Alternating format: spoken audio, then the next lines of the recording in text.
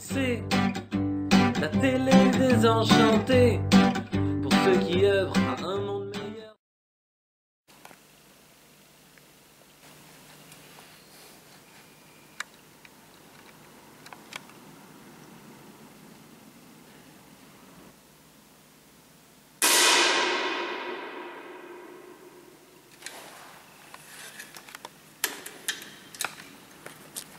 Un plomb parfait. On est là, ici, au centre de tir. Au club de sportifs, enfin, les carabiniers de Saint-Quentin. D'accord. Ok. Moi, je suis impressionné par cette technique, en tout cas, c'est ce que je te disais.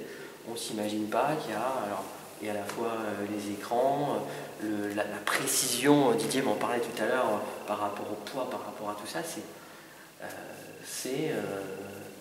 ouais, enfin, en tout cas, d'un regard extérieur, on ne s'imagine pas tout ça, quoi. Et alors, donc du coup, toi, tu es sportif de haut niveau. On dit sportif de haut niveau, c'est quoi? Sportif de haut niveau, c'est être inscrit sur la liste de haut niveau. Ça veut dire à la liste ministérielle des sportifs haut niveau. Je suis, voilà, bon, il faut avoir ce critère pour pouvoir dire qu'on est sportif de haut niveau. Et c'est sportif de haut niveau pendant un an parce que c'est renouvelable. C'est renouvelable. Tu peux perdre ton statut de haut niveau? Chaque année, on peut le perdre. D'accord. Alors, quand on dit sportif de haut niveau, c'est presque sportif de très haut niveau, parce qu'il s'est passé des belles choses pour toi. Il y a eu, on en parlait, j'ai pas repris vraiment, mais les titres de champion de France, mais également il s'est passé des championnats du monde aussi. Championnat du monde, championnat d'Europe, Jeux paralympiques, fait Athènes et Pékin. Et dernièrement, j'ai fait le dernier championnat du monde en 2014 à Soule, en Allemagne, et j'ai fait un quota paralympique dans la discipline 3x40. Tu nous en parleras un petit peu plus, mais j'imagine que c'est des belles images. Ben oui, oui. Ah, surtout les Jeux paralympiques, j'ai eu la chance d'aller à Athènes et Pékin, c'est qui sont deux pays déjà chauds, que moi j'aime bien, et que moi j'ai beaucoup aimé.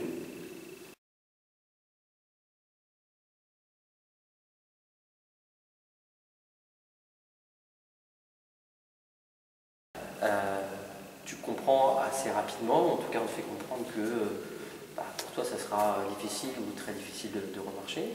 Ah ben je l'ai vu tout de suite, enfin je l'ai vu tout de suite. Quand je me suis réveillé à l'hôpital, j'ai vu qu'il y avait quelque chose de pas normal. Parce qu'au bout du lit, il y avait comme un poids qui tendait ma jambe. Parce que pour moi, je pensais que j'avais toujours, parce que je ne sentais pas qu'il manquait un morceau de pain. D'accord. Et c'est quelques jours plus tard, parce que je suis resté quand même 7 jours dans un coma provoqué. D'accord. Et quand je me suis réveillé, j'étais pas lucide tout de suite. Je l'ai vu que 2-3 jours après. Et ça fait. La première chose que je pensais, c'est que dès que j'ai vu que j'avais plus la jambe, c'était. Je pourrais plus faire du football parce que j'étais footballeur. T'étais footeux? Oui. D'accord. Footeux et du handball le dimanche ou samedi, je ne sais plus, un des deux. Et oui, je faisais du sport. Donc c'était déjà un sportif. Et là, du coup, là tu te dis, mais mince, du coup, le sport pour moi c'est terminé. Et au-delà de ça, c'est se dire, waouh, j'ai que 19 ans. C'est pas que je me disais que le sport était terminé, c'est que je pensais au football. Tu pensais au football? Au football. Je ne pourrais plus faire mon sport que j'aimais, puis que j'aime toujours d'ailleurs. Mais je me suis jamais dit que je ferais plus de sport, mais je me suis. D'accord, t'as pensé au foot? Au foot et puis à ma vie, quoi. Ouais. Je pourrais plus courir, des choses comme ça. Ouais. Oui, des choses comme ça, faire du vélo ou des trucs banals. Et parce qu'il n'y avait pas que la jambe amputée, j'étais semi-paralysé des deux jambes. C'était ça qui m'inquiétait beaucoup aussi. Et puis alors, on parle du foot, on parle du hand, on parle tout ça, mais il y a le tir qui est là. Alors le tir, c'est quoi cette histoire d'amour avec le tir? Le tir, il est venu beaucoup plus tard. Parce qu'au début, il y a des personnes d'un village à côté, enfin un village c'est plutôt une ville, c'est Albert, dans la Somme, qui sont venus me chercher pour venir faire du basket. Okay. Ils essaient de voir des personnes qui sont en situation de handicap pour les faire bouger un petit peu. D'ailleurs, je les remercie parce que sans eux, je sais pas si je pense que je n'aurais fait, mais bon, ils m'ont aidé à reprendre une activité. Ils m'ont motivé. motivé. J'ai fait du basket qui m'a beaucoup plu. Hein. D'ailleurs, au début c'était très dur, mais après ça allait. Qu'est-ce qui est dur en fait? C'est à la fois la technique avec le fauteuil et la discipline et le sport. Qu'est-ce qui est plus compliqué en fait? Le fauteuil, ça va très vite, hein, s'habituer des mouvements du fauteuil.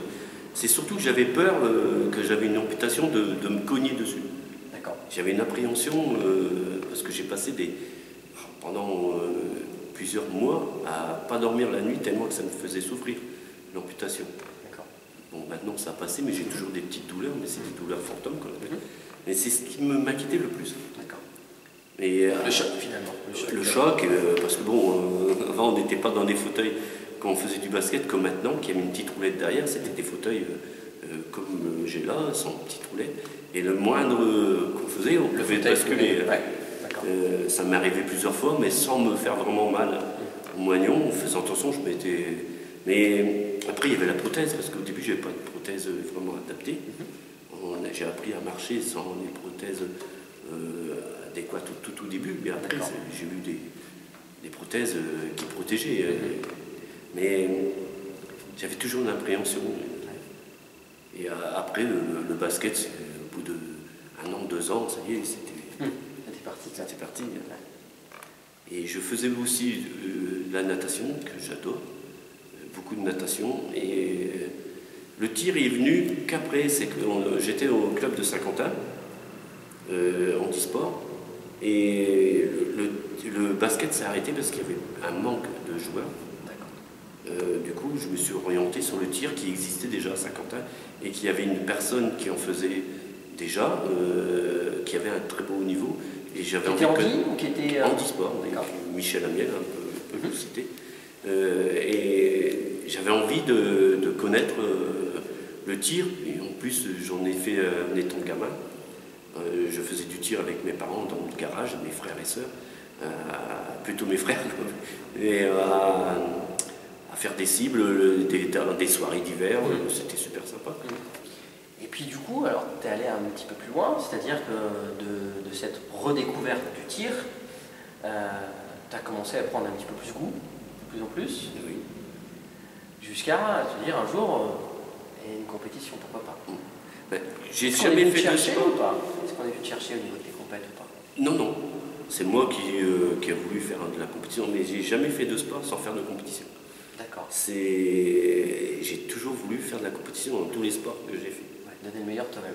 Sauf la natation, parce que la natation c'était un plaisir, j'allais avec les enfants. Alors c'est quoi ton quotidien de sportif, toi? Comment ça se passe? C'est quoi comment ça se passe au niveau des entraînements, au niveau de ta préparation? Comment tu gères tout ça, toi? L'hiver, je m'entraîne à peu près 10 heures par semaine. Ouais. C'est pas énorme, on dirait. Donc en centre des tirs, c'est-à-dire à l'intérieur? Oui, 10 heures par semaine à peu près. Okay. C'est 10 heures de tir, hein. Je ne parle pas de tout le reste, de préparation ou autre. Et dès qu'il commence à faire un peu meilleur dehors, printemps, début de printemps, vraiment début de printemps, parce que sinon la saison elle passe trop vite. Parce que chez nous, des fois, on est obligé d'attendre fin avril pour qu'il commence à faire beau. Mais au mois de mars, je commence, parce que. Mais là, c'est beaucoup plus. Hein. Je fais à peu près 27 heures par semaine. 27 heures. Pour arriver aux échéances. Je me cale mes entraînements par rapport aux échéances de l'année. Ça veut dire que nous, on a nos échéances les plus importantes au mois de juillet. D'accord. Championnat du monde, Coupe du monde. Et quand c'est les Jeux, c'est septembre, octobre. Quand je calme par rapport à. Je monte en puissance par rapport aux échéances importantes. Alors ça veut dire quoi? Ça veut dire que tu fais des séances qui sont plus longues. Est-ce qu'il y a différentes manières de s'entraîner au niveau du tir? Pas spécialement plus longues. Plus de qualité, disons.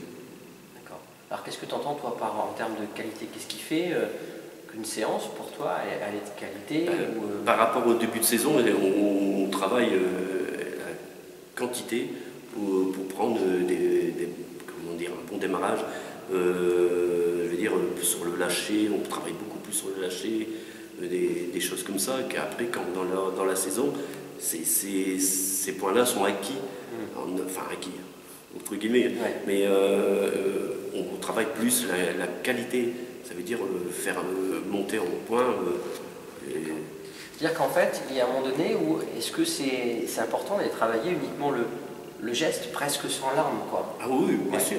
Il faut savoir... Est-ce qu'il y a des techniques d'étirement il y a toujours, comme tous les sports, il y a un échauffement. D'accord.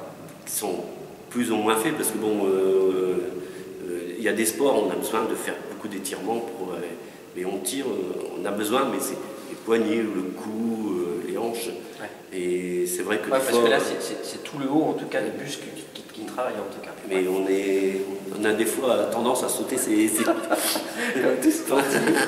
Lui qui s'entraîne ou bien qui est aidé derrière quelqu'un qui m'entoure, qui trouve les petits défauts, les petits détails, c'est des tout petits détails des fois.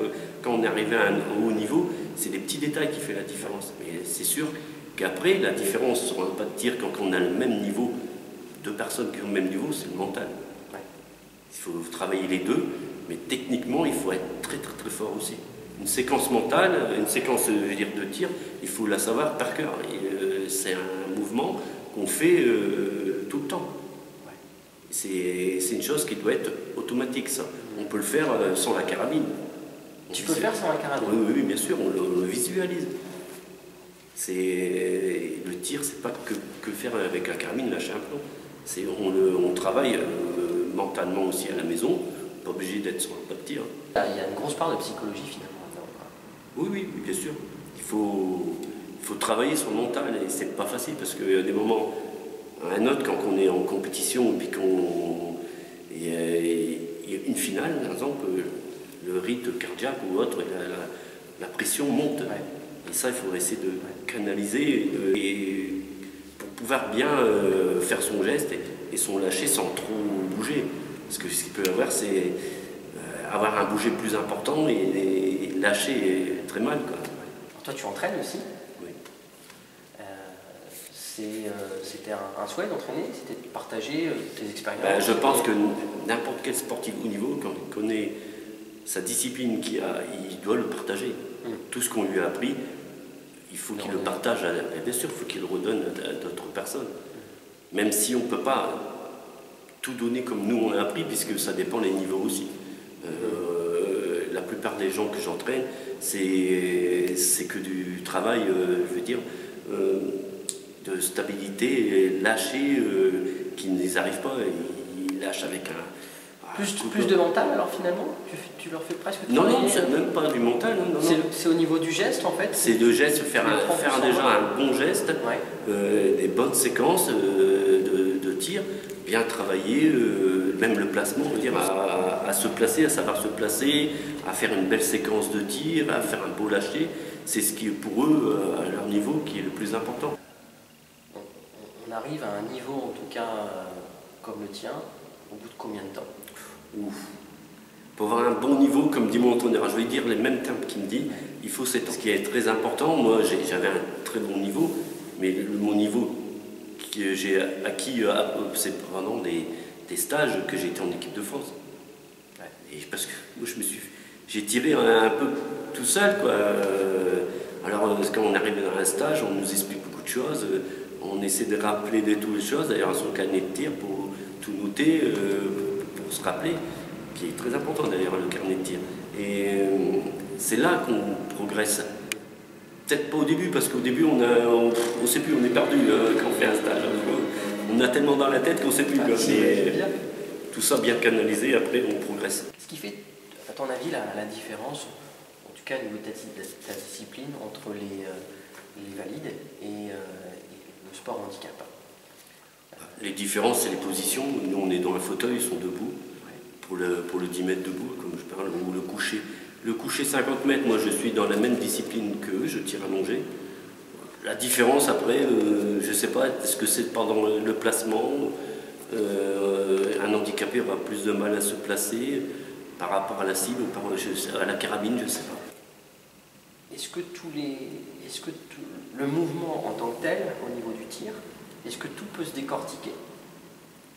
Ça veut dire... C'est-à-dire qu'en fait, au niveau de ta préparation, est-ce que tu es capable de dire, voilà, là il se passe ça dans ma tête, là je regarde ma cible, je regarde ma position, est-ce est-ce que ça t'arrive à l'expliquer tout ça? Bien sûr, c'est une séquence de tir, on appelle ça une séquence de tir. C'est une séquence de tir, c'est quand on prend la carabine, on met le plomb, on ferme la carabine, ça fait partie de la séquence.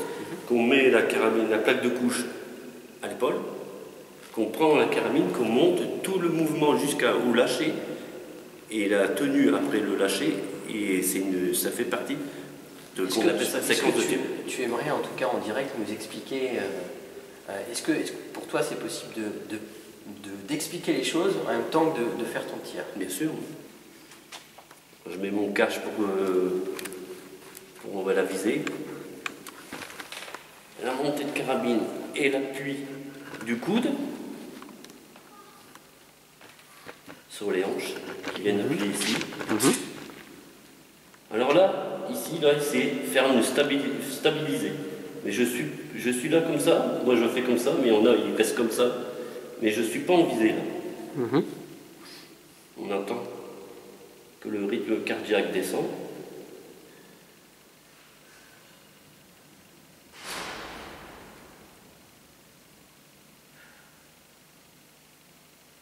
Et on est prêt, là on se met en visée.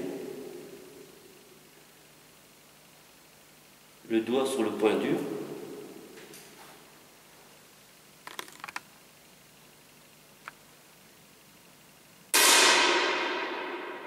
Lâcher.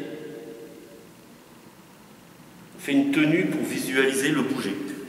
Voilà, ça c'est une séquence entière. Didier, je te remercie vraiment d'avoir pris du temps parce que je sais que le temps pour toi c'est quelque chose d'important. Je te souhaite en tout cas plein de bonnes choses. Là, il va y avoir des échéances. Championnat du monde.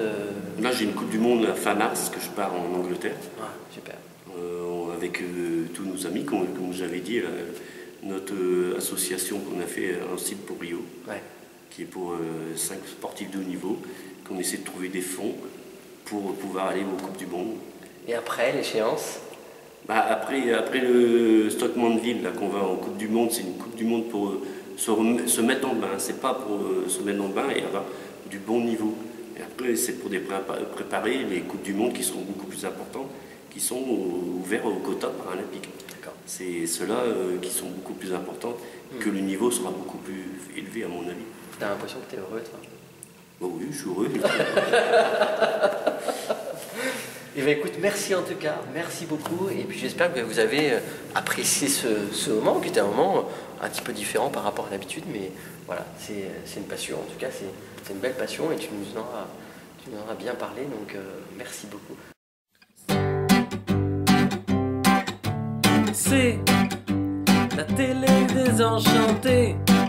Pour ceux qui œuvrent à un monde meilleur, c'est la télé désenchantée. Pour ceux qui aiment partager, c'est la télé désenchantée. Pour ceux qui veulent trouver le bonheur, c'est la télé désenchantée. Toi aussi tu peux la partager.